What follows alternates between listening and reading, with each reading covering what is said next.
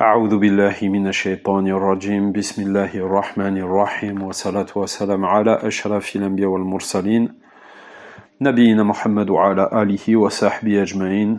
Assalamu alaikum wa rahmatullahi wa barakatuh. Donc, une personne me demande, j'ai fait hijama plusieurs fois et je souhaiterais me former à cette technique. Quelle est la démarche à suivre pour cela? Alors, moi aussi, j'ai un certain nombre de personnes qui me contactent régulièrement parce qu'ils veulent apprendre la hijama. Mais très souvent, quand on demande à ces gens-là quelles sont les démarches que tu as fait ou que vous avez fait pour pour connaître la hijama, les gens disent rien, j'ai fait hijama plusieurs fois, j'ai vu sur les réseaux, mais c'est tout.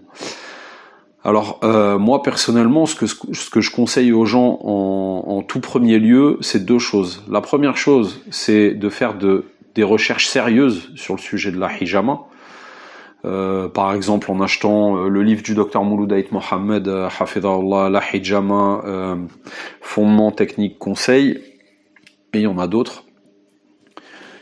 Et de faire des recherches aussi, si la personne ne possède pas de connaissances dans ce domaine, au niveau de la biologie, l'anatomie, le corps humain. Parce que très souvent, on se rend compte qu'un certain nombre de personnes qui viennent en formation n'ont aucune connaissance sur le sujet, alors que, quoi qu'on en dise, la hijama, c'est le fait d'intervenir sur le corps.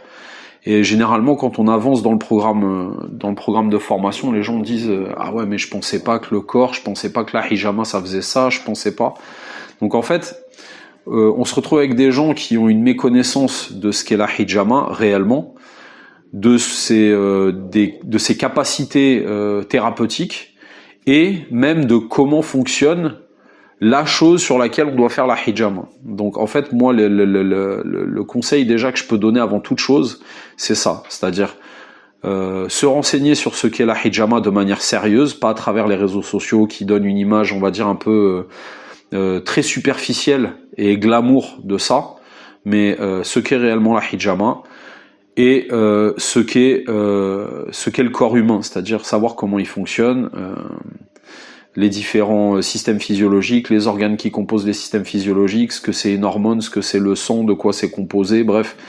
Après, je dis pas aux gens de faire une formation de médecin, mais d'avoir quand même des notions en biologie et anatomie. Et une fois que ça c'est fait, que la personne fasse salat al-istikhara, et qu'ensuite si elle a toujours envie de se diriger vers ça, qu'elle prenne contact avec un formateur. Là, on remarque encore une chose, c'est qu'un certain nombre de personnes veulent des formations e-learning. Ah ouais, mais par exemple, moi je suis au Maroc. Ah ouais, mais toi t'es au Maroc. Non, moi je suis en France, j'ai pas envie. En fait, il faut bien comprendre une chose, c'est que quand on veut apprendre la hijama, on va chercher une science. Et le fait de chercher une science, ça demande des sacrifices financiers, sacrifices de temps et sacrifices d'énergie. Et malheureusement, aujourd'hui, on se retrouve avec des gens qui ne sont plus dans cette démarche-là.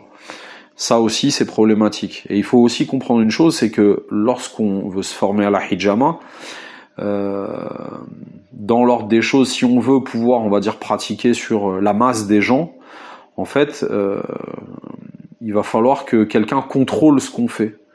Et le fait de contrôler ce qu'on fait, c'est pas par internet en fait, il faut du présentiel, il faut rectifier des gestes, bref. Donc en fait, le présentiel est aussi quelque chose d'important. Et je dis pas qu'une formation e-learning peut pas faire le travail au niveau théorique, attention. Au niveau théorique, tout à fait, ça peut faire le travail, mais au niveau pratique, la présence de la personne est important. Après, moi je sais que quand je forme des gens, j'aime bien aussi le contact humain, savoir à qui j'ai affaire. Et c'est vrai que pour certaines explications, des fois, pour faire comprendre une même chose, suivant les gens, il faut passer par des chemins différents. Et le présentiel en individuel ou en petit groupe s'y prête encore plus. Voilà.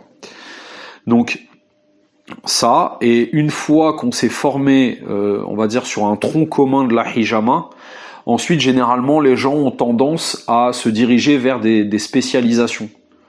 C'est-à-dire qu'il y a des gens, ils préfèrent le bien-être, il y a des gens, ils préfèrent la prise en charge du sportif, il y a des gens, ils préfèrent, par exemple, il y a des sœurs, elles aiment beaucoup la prise en charge de la fertilité. Donc après, voilà, une fois qu'on s'est formé sur un tronc commun et qu'on sait ce qu'on fait, on peut en plus ensuite se diriger sur on va dire des spécialités. Et on peut trouver des formations aussi sur ces spécialités-là. Voilà. Donc moi, personnellement, quelqu'un qui veut se former à la hijama, c'est plutôt ces étapes-là, ces grandes étapes-là que je lui conseillerais de suivre. Voilà, barakallahu fikum, jazakumullahu khairan, hafizakumullah, subhanakallahumma wa bihamdik, ashhadu an la ilaha illa anta astaghfiruka wa atubu ilaik. Assalamu alaikum wa rahmatullahi wa barakatuh.